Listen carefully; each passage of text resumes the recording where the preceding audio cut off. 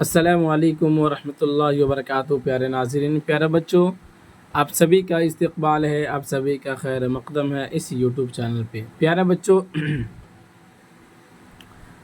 میں امید کرتا ہوں کہ آپ لوگ اچھے ہوں گے، بہتر ہوں گے، خیر و عافیت سے ہوں گے، اور مجھے جہاں تک امید ہے کہ آپ لوگوں کی بقرعید جو ہے بہت اچھی طرح سے آپ لوگوں نے بقرعید کو اچھی طرح سے منا لیا۔ کافی دنوں تک چھٹی رہی آپ کی بقرعید کے بھی حوالے سے، یعنی کہ اس میں بقرعید کی چھٹی بھی ہو چکی تھی، جس کی وجہ سے آپ لوگ کے کلاسیں بھی بند تھی۔ تو ظاہر سی بات ہے، بقرعید کا تہوار اور بقرعید جو ہے اور عید ہے، باقی یہی دو تہوار ایسے ہوتے ہیں جو سب سے بڑا مانا جاتا ہے، لیکن اس میں کیا ہوتا ہے، بقرعید وہ عید کے مقابلے میں کچھ زیادہ طویل یعنی لمبا ہوتا ہے، چونکہ یہ 3 دن کا ہوتا ہے، اس کا جو عرصہ ہوتا ہے وہ کافی دراز ہوتا ہے عید کے مقابلے میں۔ تو یہ 3 دن تو آپ کے اچھے سے گزرے ہوں گے، مجھے جہاں تک کہ امید ہے، ماشاءاللہ آپ نے بہت اچھے کھایا پیا بھی ہوگا۔ تو اب تیار ہو جائیے، اب ریڈی ہو جائیے، اپنی تیاری میں مشغول ہو جائیے، ٹھیک ہے نا۔ اب روزمرہ آپ کے کلاسیں انشاءاللہ دی جائے گی، پھر اس کے بعد وقت بیتتے جا رہا ہے، وقت ختم ہوتے جا رہا ہے، اور جیسے جیسے دن اور شب و روز یعنی دن و رات گزر رہے ہیں، اسی طریقے سے آپ کے امتحانات کا وقت بھی قریب آتے جا رہا ہے۔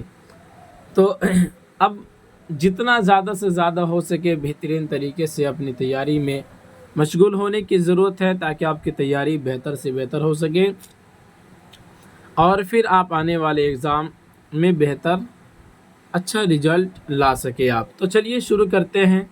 شروع کرنے سے پہلے آپ کو میں بتا دوں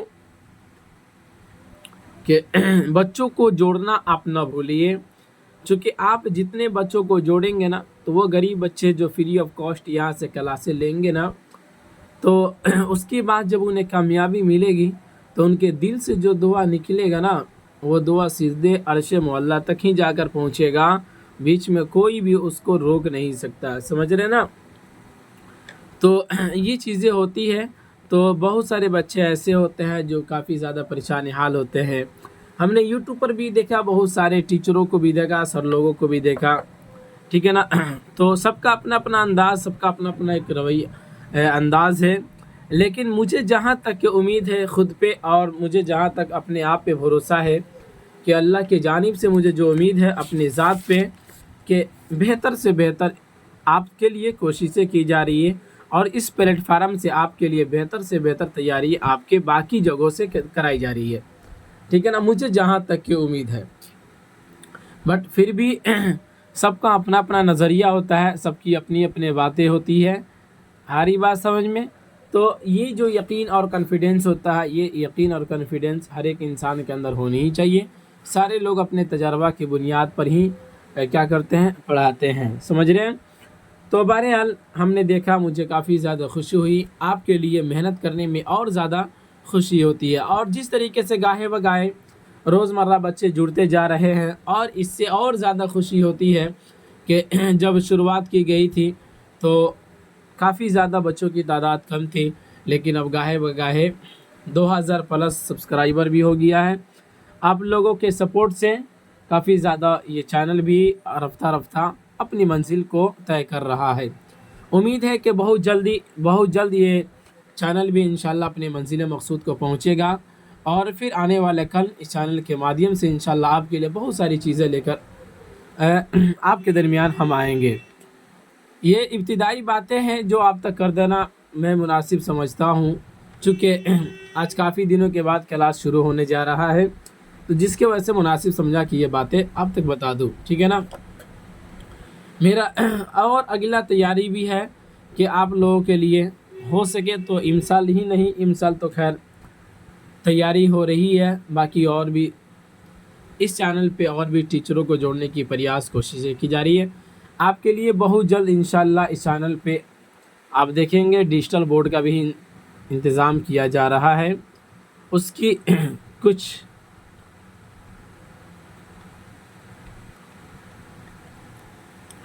اس سے پہلے کچھ کام پینڈنگ میں پڑا ہوا ہے اسکول وغیرہ کا، تو وہ کام پہلے ہو جائے، اس کے بعد پھر انشاءاللہ ایک اچھے طریقے سے آپ کی کلاسیں جو ہوں گی وہ ڈیجیٹل بورڈ پہ ہوں گی۔ لیکن امید تو ہے کہ انشاءاللہ اگلے سال ہی سے یہ چیزیں ممکن ہو سکتی ہے، ابھی تو یہ ممکن نہیں ہے، ٹھیک ہے نا۔ بٹ اگر آپ لوگوں کا سپورٹ اور آپ کی محبتیں رہیں تو بہت جلد انشاءاللہ ساری کی ساری چیزیں آپ کے لیے تیار ہو جائیں گی۔ تو چلیے شروع کرتے ہیں، دیکھتے ہیں، پڑھ لیتے ہیں۔ آج کے سبق میں پڑھیں گے کلاس یہ 12 کا ہے، کہکشاں حصہ دوم جو ہے 19 چیپٹر تک کمپلیٹ کر دیا گیا تھا، سوال اور جواب، اور اس کے بعد جو بھی آپ کی کتاب کے اندر ہے آپ نے اس کو پڑھا۔ اب یہاں سے ہم پڑھیں گے کلاس 12 کا ہی چیپٹر نمبر 10، سمجھ رہے ہیں نا، یہاں سے شروع کریں گے۔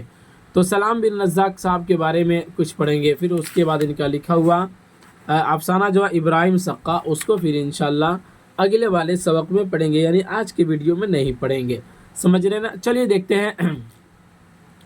کہتے ہیں سلام بن رزاق مہاراشٹر کے پنویل میں 15 نومبر 1941 عیسوی کو پیدا ہوئے۔ کہاں ہوئے؟ یہ مہاراشٹر کے اندر ایک جگہ ہے، کون؟ پنویل، سمجھ رہے ہیں نا، اسی گاؤں کے اندر یہ 15 نومبر 1941 عیسوی کو سلام بن رزاق کی پیدائش ہوتی ہے۔ ان کی تعلیم ڈپلومہ ان ایجوکیشن کی ہے اور بمبئی میونسپل کارپوریشن کے اسکولوں سے 35 برس تک استاد کی حیثیت سے متعلق ہونے کے بعد 1999 عیسوی میں وہ سبکدوش ہو گئے۔ گویا کہ بمبئی میونسپل کارپوریشن کے اسکولوں سے یہ کیا تھے، وہاں پہ یہ اسکول تھے، کب؟ 35 برس تک استاد کی حیثیت سے متعلق ہوئے۔ کتنے رہے؟ یعنی کہ میونسپل کارپوریشن یہ اسکول کا نام ہے بابو، جو کہاں ہے؟ بمبئی کے اندر ہے۔ 35 سال تک وہاں پہ یہ استاد رہے، پھر اس کے بعد 1999 عیسوی میں وہاں سے یہ سبکدوش ہو گئے۔ سلام بن رزاق فی الوقت بمبئی میں مقیم ہے، یعنی کہ ابھی یہ زندہ ہے، مرے ہوئے نہیں ہے، سمجھ رہے بابو؟ چلیے ابھی یہ زندہ ہے، ممبئی کے اندر ہے، اگر آپ کو دیکھنے کی خواہش ہے تو جا کر دیکھ سکتے ہیں۔ ان کا باقی ایڈریس جو ہے آپ گوگل پہ سرچ کریں گے، وہاں سے باقی ساری چیزیں نکل جائیں گی۔ آگے بیان کرتے ہیں 1964 عیسوی میں، کب؟ 1964 عیسوی میں ان کا پہلا افسانہ شائع ہوا۔ کون سا پہلا افسانہ شائع ہوا؟ ننگی دو پہر کا سپاہی، کیا ہے پہلا افسانہ؟ ننگی دو پہر کا سپاہی، یعنی 1977 عیسوی میں شائع ہوا۔ معبر 1987 عیسوی اور شکستہ بتوں کے درمیان، یہ ان کا افسانہ کا نام ہے، جو 2001 عیسوی میں ان کے افسانوی مجموعے ہیں، ٹھیک ہے نا، 2001 عیسوی میں یہ اور شکستہ بتوں کے درمیان یہ شائع ہوا، سمجھ رہے بابو؟ اس کے بعد کہتے ہیں ماہم کی کھاڑی شری پاد کرشن کول ہٹکر کی کتابیں انہوں نے مراٹھی سے ترجمہ کی ہے۔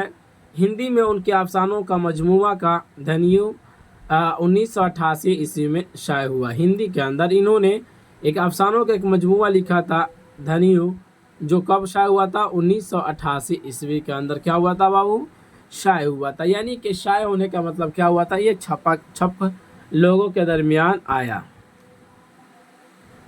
اس کے بعد کہتے ہیں نیشنل بک ٹرسٹ نے ان کی مرتبہ اور مترجمہ کتاب عصری ہندی کہانیاں 1995 عیسوی میں شائع کی۔